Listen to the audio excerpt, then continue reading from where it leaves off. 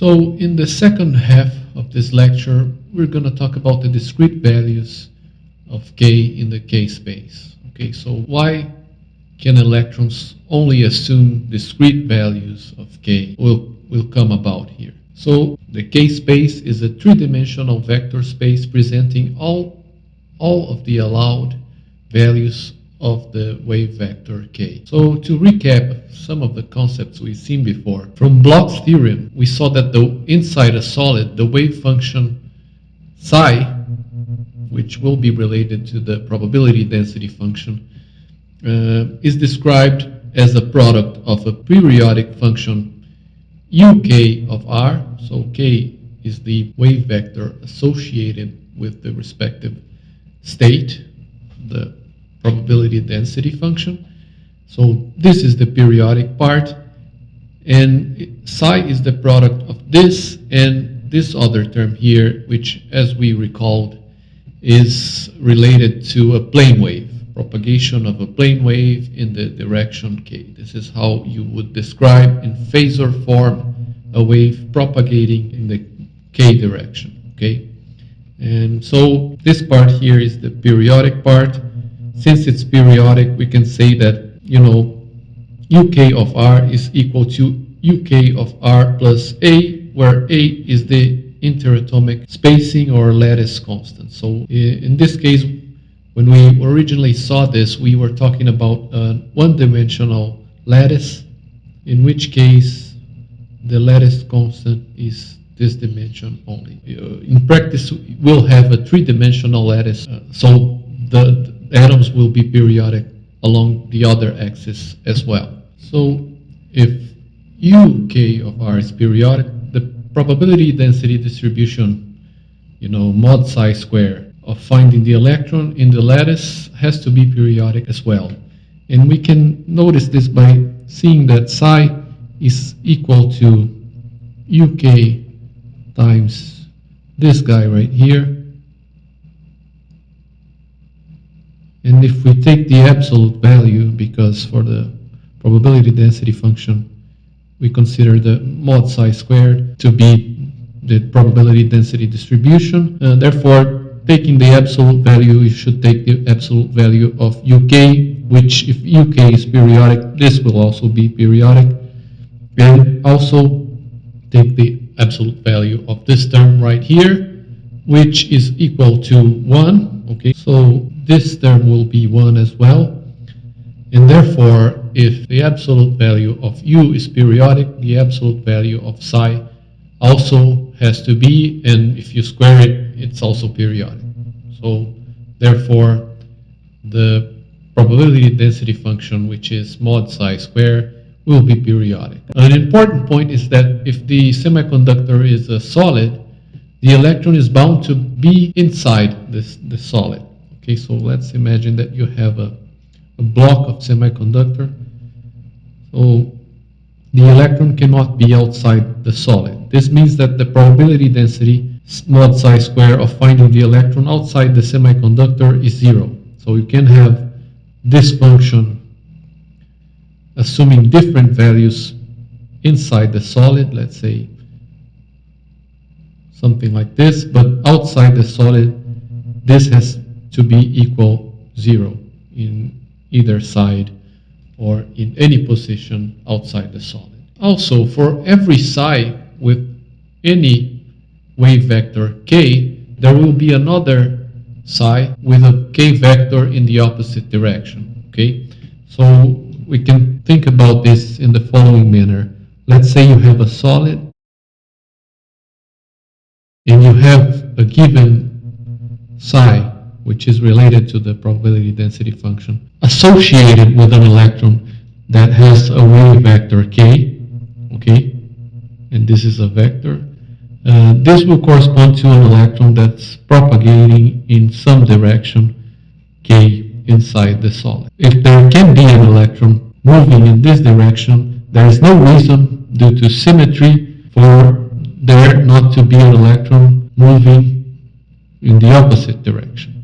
So if psi, let's say psi equals to uk e to the minus j k dot r is a solution which describes an electron associated with a plane wave propagating in the positive direction of k.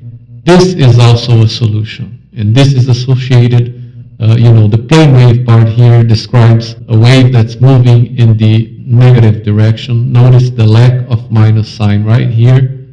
Here you have the minus sign. So this describes a plane wave just propagating in the opposite direction, which should be a solution as well. Okay, so if this is a state, this should also be a state due to symmetry. This means that if psi k is a wave and is bound inside the material, standing waves are formed. So the standing waves come about from the sum, the superposition of these two wave functions, psi and psi dash. Okay. The only difference between them is that this one, the plane wave in this one is propagating in the positive k direction, and the plane wave in this one is propagating in the negative k direction.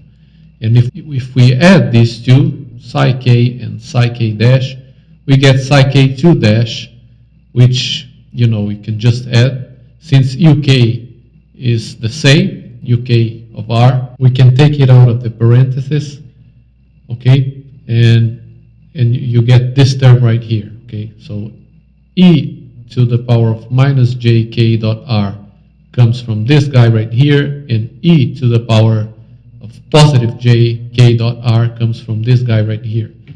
So you get this, and if you recall Euler's relation or Euler's formula, you can write cosine of x as the sum of e to the jx plus e to the minus jx divided by 2.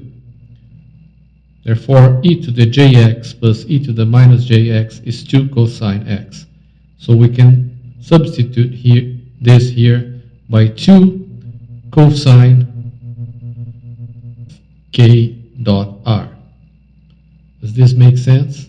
And this comes about from the fact that, if you have a wave function that describes an electron moving or propagating in one direction, there's no reason for there not to be another wave function describing an electron moving in the opposite direction, only due to symmetry, okay? So this turns out to be the resulting wave function. Now let us consider a cubic piece of semiconductor with a cubic lattice. So as I've illustrated this right here, okay, so you have a cubic solid in the real three-dimensional space x, y, z in Cartesian coordinates. This is just the top view. If the lattice is cubic, this just means that the atoms inside the solid are just arranged in this manner right here, right? Of course, you would have many more atoms, but they would be, the lattice is cubic as well, and so on. Also, if you look from the top, you would see the same thing. Okay, so since the material is cubic and the lattice is cubic, the k-space can be represented in Cartesian coordinates, and you can represent any wave vector k and any position r by these two expressions right here. So k will have its x component kx, its y component ky, and its z component kz, okay, multiplied by the respective unit vector, and r, which is just position, will be x multiplied by the unit vector I, plus y multiplied by the unit vector j, plus z multiplied by the unit vector k. We will also consider that the size of this semiconductor is Lx by Ly by Lz. So just to give it dimensions, but the solid is centered at 0, 0, 0, so that the x dimension goes from minus Lx over 2 to Lx over 2 and so forth. right? The y dimension goes from minus Ly over 2 to Ly over 2 in such a way that the block of semiconductor is centered at the origin. Okay, so over here you have minus Ly over 2, and over here on the other extreme you have L over 2, such that this dimension is Ly and this one is Lx. Okay, here you have minus Lx over 2 and positive Lx over 2 right here. And if we said that the wave functions psi k were described by standing waves, this is the standing wave by part, okay?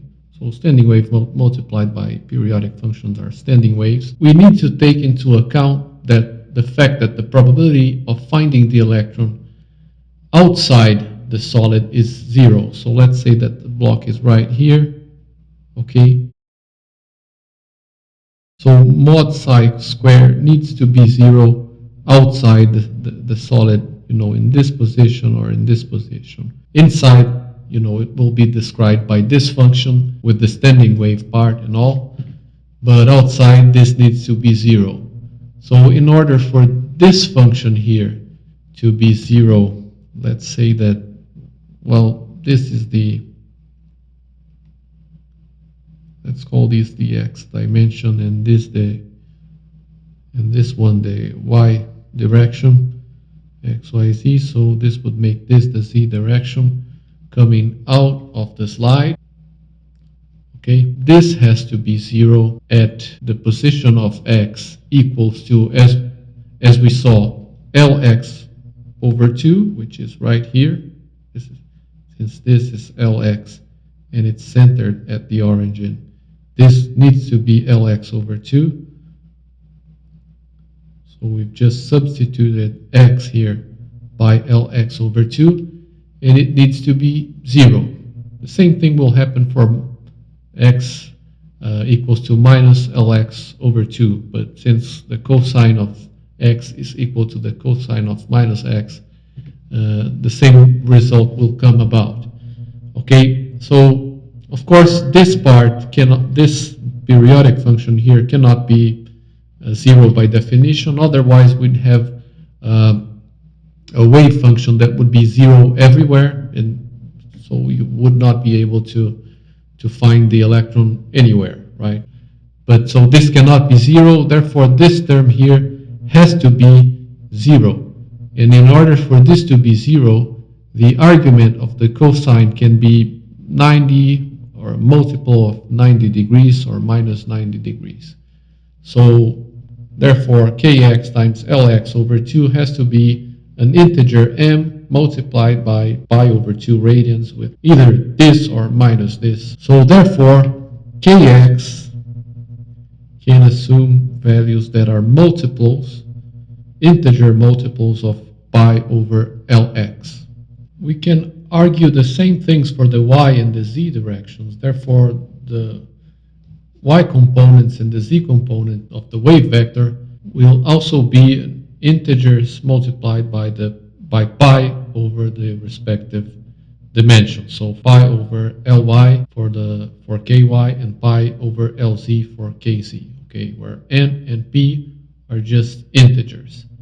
This means that kx, ky, and kz can only take discrete values described by these equations. If we look at the k space, okay, the space that describes the wave vectors, so it will look like this, okay, where the minimum spacing along the y direction will be pi over Ly, where let's recall that Ly is the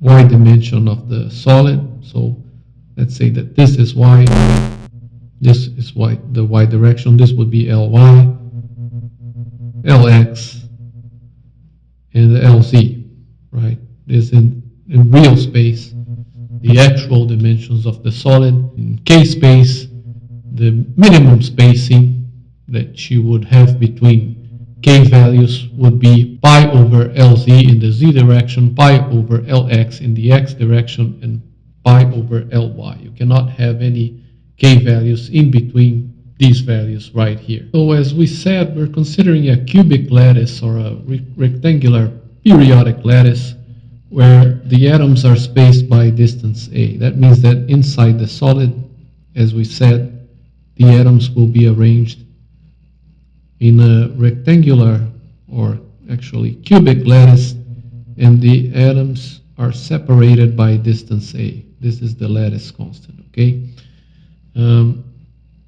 In this case, it can be shown that the larger value of kx, ky or kz is pi over a, okay? So if we take a look again at the k space, this means that the largest value that, in, let's say, in the kx direction, right? This is actually the k space. So this is kx and ky, of course, and kz. So the maximum value here would have to be pi over a. A is the lattice constant, the distance between atoms inside the solid.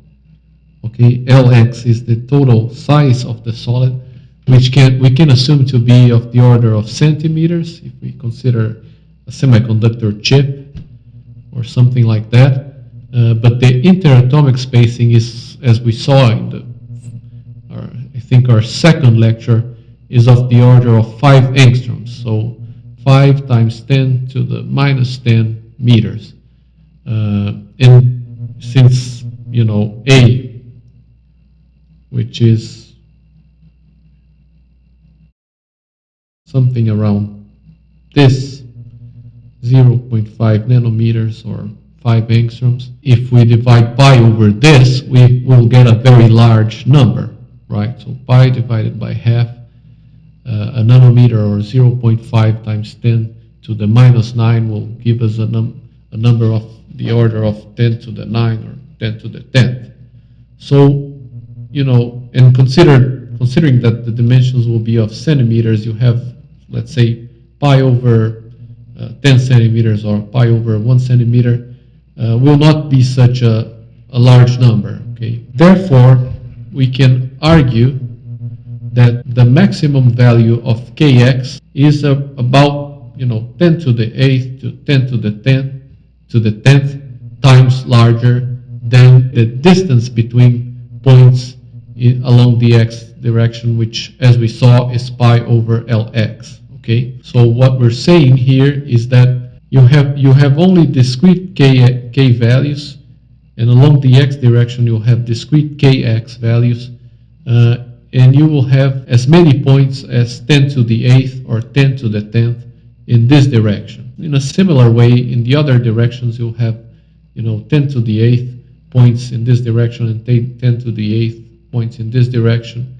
And so the number of points that the k vector can assume is the product of these three. So this is summarized here. In the x direction, kx can only assume values multiples of pi over Lx, and the x-axis is divided into many, many points of the order of 10 to the 8th. Okay? So this is the k space, the set of points given by kx, ky, and kz, all of them, constitutes the points in the k space, which is sometimes referred to as the reciprocal space. And an important point is that when we're plotting the band structure, we are plotting the absolute value of k, right? K is a vector, and we're plotting the absolute value of k. So, in Cartesian coordinates, this would be calculated like this. The point is that when we're plotting the EK diagram, or the band structure, okay, these points right here will correspond to discrete k values, but we're talking about the absolute value of k here, okay? So because k is actually a vector, and we have to be mindful of that. Okay, guys, so next time we'll continue on talking about the reciprocal space, the discrete nature of the wave vector k. So thanks very much for your attention, and I'll see you around.